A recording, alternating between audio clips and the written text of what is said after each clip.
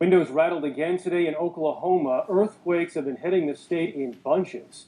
5 today, 46 in the past week, and more than 2,400 in the past year.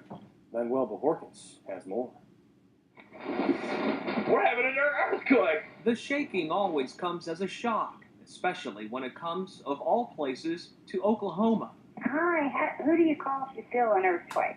The state now outranks California for earthquakes magnitude 3 or greater. The house was shaking violently during the Sandra earthquake. Ladra experienced the strongest, a 5.6 that hit the town of Prague in 2011. Could you believe this was an earthquake happening? It was hard to because I had never been in anything like that. A rock that fell from her fireplace injured her leg and shattered her sense of safety. And if you don't feel safe in your home, what do you do? Since late 2009, the U.S. Geological Survey found Oklahoma has had 300 times more earthquakes than in previous decades. The latest study says 300-million-year-old fault lines have been reactivated and are capable of producing a magnitude 6 quake. Dan McNamara is with the U.S. Geological Survey. The reason for the study is to identify regions where most likely able to produce a magnitude 6 earthquake and how that might affect the infrastructure and buildings in the region.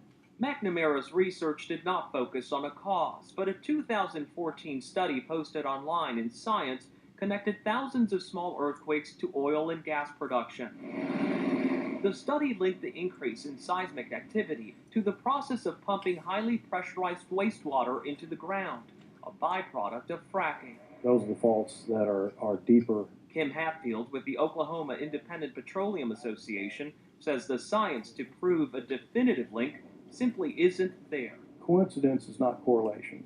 This area has been seismically active over the eons, and the fact that this is unprecedented in our experience doesn't necessarily mean that it hadn't happened before.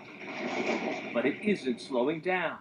Scientists say the number of quakes so far this year is on track to set a new record.